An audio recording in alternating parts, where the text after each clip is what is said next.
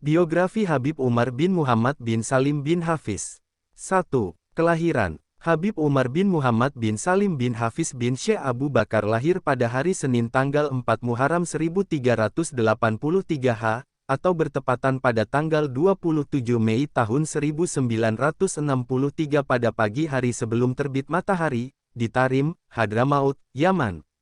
Beliau tumbuh di antara keluarga soleh dan berilmu. Ayah beliau, Habib Muhammad bin Salim adalah seorang ulama terpandang yang mencapai derajat mufti dalam mazhab Syafi'i. Kakek beliau, Habib Hafiz bin Abdullah bin Syekh Abu Bakar bin Salim juga adalah seorang ulama yang produktif, sedangkan saudara tertua beliau yaitu Habib Ali Masyhur bin Muhammad bin Salim bin Hafiz adalah seorang ahli fikih yang sampai saat ini menjadi pemuka para mufti kota Tarim.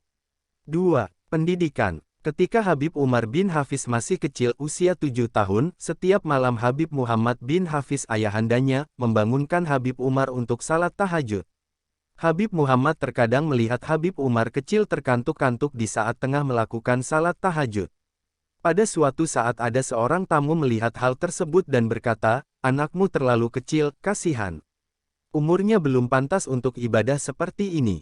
Habib Muhammad menatap Habib Umar dan kemudian berkata kepada tamunya, "Anda akan menjadi saksi, tunggulah dan lihat, akan jadi apa anak ini di kemudian hari." Cinta terhadap ilmu dan kaum solihin telah tertanam dalam jiwa Al-Habib Umar sejak beliau telah menghafal Al-Quran dan mempelajari ilmu-ilmu dasar agama. Ketika beliau berumur 9 tahun ayah beliau yaitu Habib Muhammad bin Salim diculik oleh orang-orang komunis yang saat itu sedang berkuasa di kawasan Yaman Selatan. Ayah beliau diculik lantaran tegas dalam menyampaikan dakwah dan kebenaran, hingga sampai saat ini beliau tidak diketahui keberadaannya. Ketika beliau masih kecil, keadaan Hadramaut tidak kondusif, tekanan dan intimidasi dilakukan kepada para ulama dan pengajar, namun hal itu tidak menyurutkan semangat Habib Umar, dengan sembunyi-sembunyi beliau belajar pada ulama di masa itu. Selain belajar pada ayahandanya, Al-Habib Muhammad bin Salim bin Hafiz, beliau juga belajar pada Al-Habib Muhammad bin Alwi bin Syihab, Al-Munsib Al-Habib Ahmad bin Ali bin Syekh Abu Bakar, Al-Habib Ibrahim bin Agil bin Yahya, di kota Taiz, Yaman, juga kepada Al-Habib Imam Abdul Qadir bin Ahmad Assegaf, Habib Abdullah bin Syekh Al-Aidarus, Habib Abdullah bin Hasan Bilfaqih, Habib Umar bin Alwi Al-Kaf, Habib Ahmad bin Hasan Al-Haddad, Habib Ali Al-Masyhur bin Muhammad bin Salim bin Hafiz, Habib Salim bin Abdullah Asy-Syatiri, Syekh Al-Mufti Fadl bin Abdurrahman Bafadl dan Syekh Taufik Aman. Di samping itu dalam kesempatan inilah beliau ke Haramain untuk berhaji. Beliau juga menyempatkan untuk mengikat hubungan dengan banyak ulama di sana. Dari tangan merekalah Al-Habib Umar menguasai berbagai disiplin ilmu, mulai dari ilmu fikih, tauhid, usul fikih, sejarah, tata bahasa hingga ilmu tazkiyah tasawuf. Dan sejak umur 15 tahun beliau telah terbiasa untuk menyampaikan ilmu yang didapatkan dari guru-gurunya itu dalam rangka dakwah ilallah. Sembari terus belajar, semenjak usia 15 tahun beliau telah mengajar dan berdakwah. Kemudian pada permulaan bulan Safar 1402 yang bertepatan dengan bulan Desember tahun 1981 Masehi, beliau pindah ke kota Baida dan menetap di Ribat Al-Hadar. Di sana beliau berguru kepada Habib Muhammad bin Abdullah Al-Hadar dan Habib Zain bin Ibrahim bin Sumaid. Dewasa itu beliau gencar berdakwah dan mengajar di sekitar kota Baida, Hudaidah dan Taiz. Di kota Taiz inilah beliau berguru kepada Al-Alama Al-Musnid Ibrahim bin Umar bin Akil. Kemudian pada bulan Rajab 1402 yang bertepatan dengan bulan April tahun 1982 Masehi, beliau berkunjung ke Haramain. Di sana beliau berguru kepada Habib Abdul Qadir bin Ahmad Assekaf, Habib Ahmad Masyhur bin Taha Al-Haddad, Habib Abu Bakar Al-Ettas bin Abdullah Al-Habsyi. Beliau juga memperoleh ijazah sanad hadits dari Al-Musnid Syekh Muhammad Yasin Al-Fadani dan Muhaditsul Haramain Sayyid Muhammad bin Alwi Al-Maliki serta sejumlah ulama lainnya. 3. Guru-guru. Habib Muhammad bin Salim ayah. Habib Muhammad bin Alwi bin Syahab. Habib Ahmad bin Ali bin Syekh Abu Bakar. Habib Muhammad bin Abdullah Al-Hadar, di kota Baido, Yaman. Habib Ibrahim bin Agil bin Yahya, di kota Taiz, Yaman. Habib Abdul Qadir bin Ahmad bin Abdurrahman Assegaf. Habib Abdullah bin Syekh Al-Aidarus. Habib Abdullah bin Hasan Bilfaqih. Habib Umar bin Alwi Al-Kaf, Habib Ahmad bin Hasan Al-Haddad, Habib Ali Al-Masyhur bin Muhammad bin Salim bin Hafiz, Habib Salim bin Abdullah Asy-Syatiri, Syekh Al-Mufti Fadl bin Abdurrahman Bafadl, Syekh Taufik Aman, Al-Alama Al-Musnid Ibrahim bin Umar bin Akil, Al-Musnid Syekh Muhammad Yasin Al-Fadani, Muhaditsul Haramain Sayyid Muhammad bin Alwi Al-Maliki. 4. Sosok pendakwah. Waktu beliau seakan hanya untuk dakwah, tiada menit dan detik kecuali beliau sibuk dengan urusan dakwah. Beliau kerap kali melakukan perjalanan ke berbagai penjuru dunia, mulai dari Haramain, Syam, Mesir, Afrika, Asia Tenggara, hingga ke daratan Eropa. Kita ketahui sendiri Al-Habib Umar setiap tahunnya pada bulan Muharram mengunjungi Indonesia.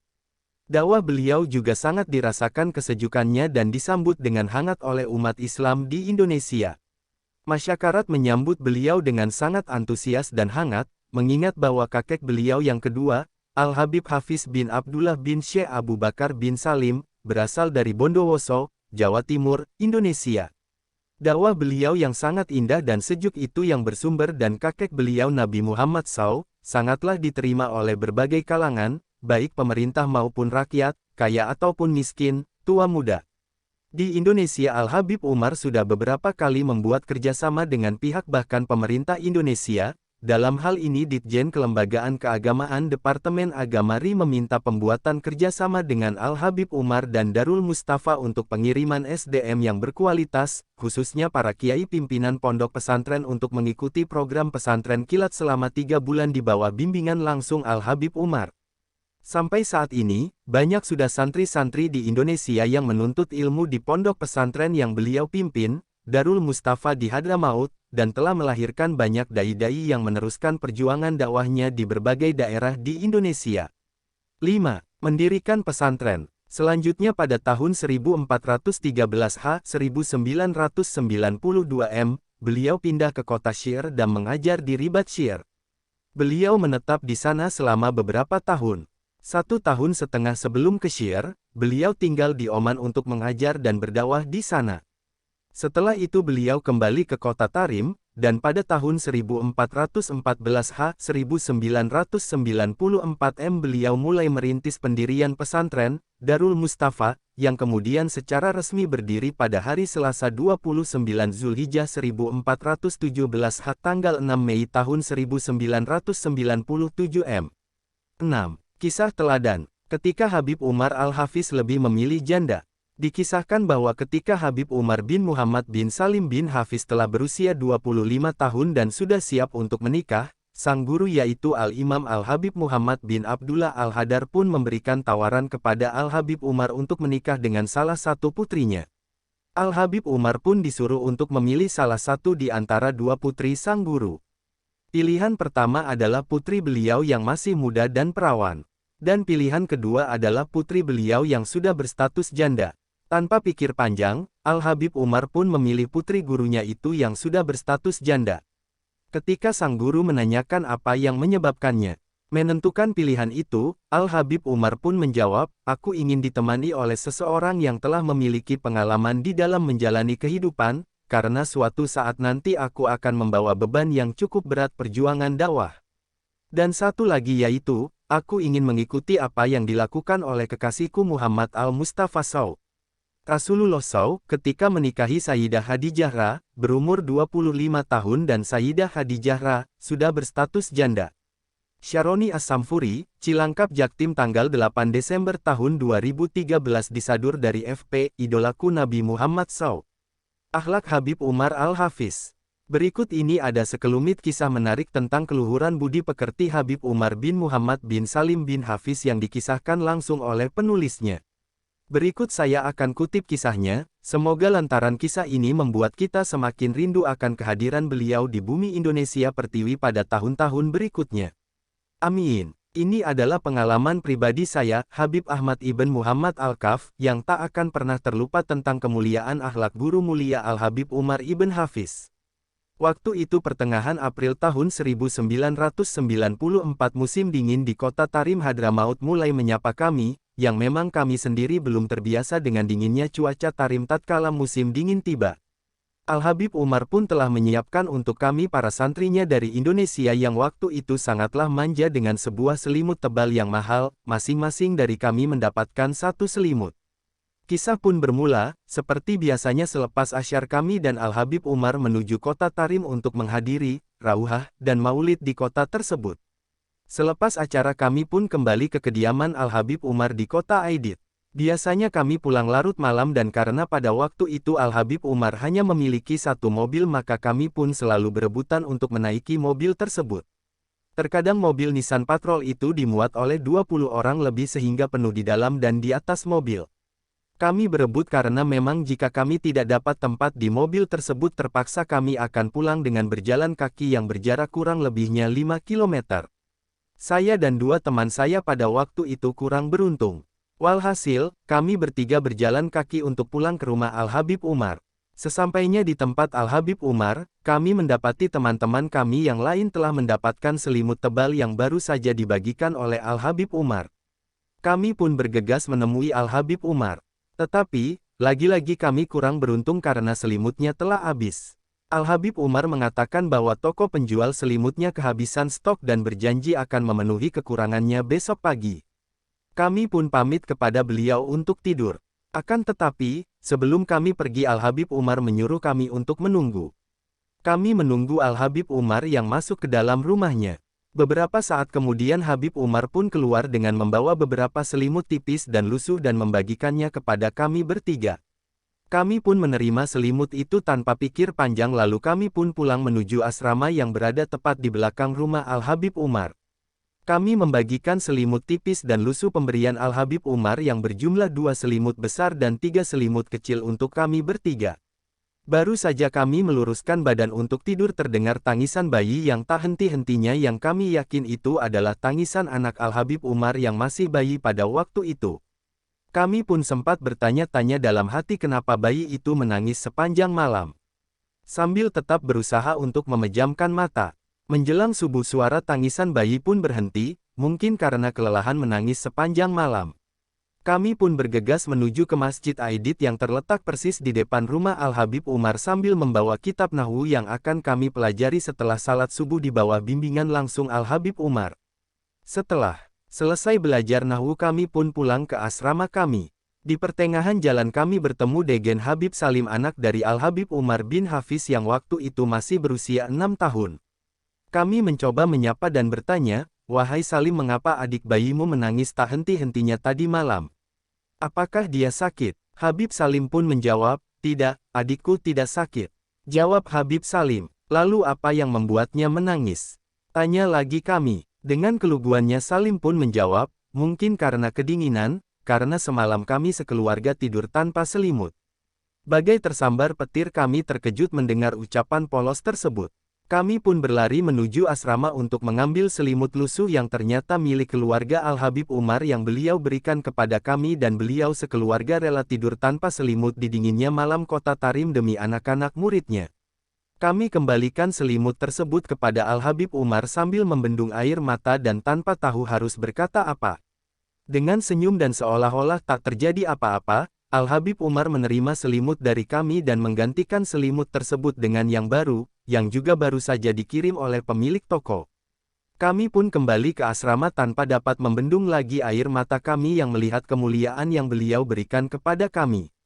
Sambil berkata di dalam hati, "Ya Allah ternyata di abad ini masih ada orang yang berhati begitu mulia seperti beliau. Terima kasih ya Allah yang telah mempertemukan aku dengan manusia mulia di kehidupanku ini." Sedikit editan dari Al-Fakir, semoga ada manfaatnya.